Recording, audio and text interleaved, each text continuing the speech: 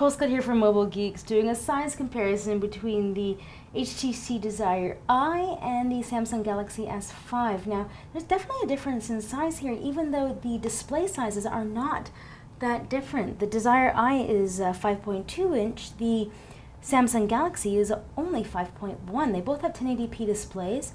Very similar specs under the hood. Well, the Samsung is a little bit stronger.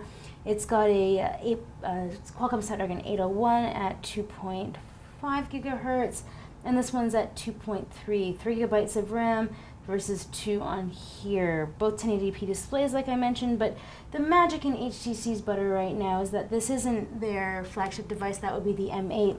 This is one of their kind of high-end, mid-range phones that is definitely going for a stylized look. So it's made out of plastic, similar to what we have on the Samsung. They're both very soft touch. This one's a little more velvety, but this is just nice and smooth and very premium feeling. Now you can see that they've done a two-tone coloring here on the eye, and one of the things that I do love about it is that it has a dedicated camera button. Now you will have noticed that there's a giant camera at the front, so that's kind of one of the reasons it's called the Eye.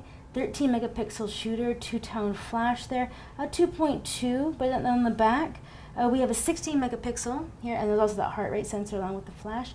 And then here at the top we also have a 13 megapixel with the two tones. So the Desire I also has the same camera front and back.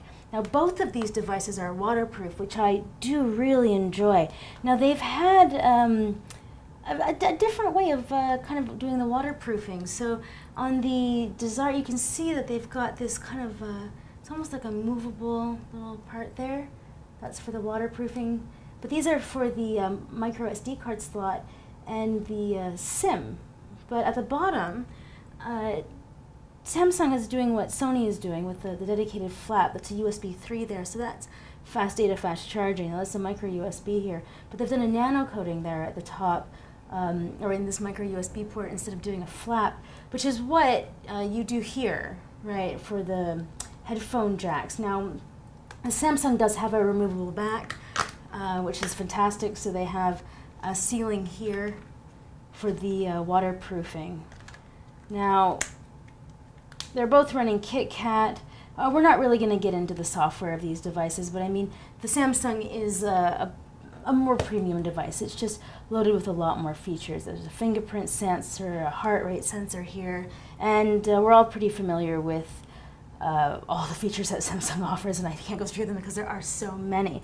But I just thought that I would, let you know how these two devices do stack up size-wise. Yeah, I'm Nicole Scott for Mobile Geeks, taking a quick look at the HTC Desire I and the Samsung Galaxy S5.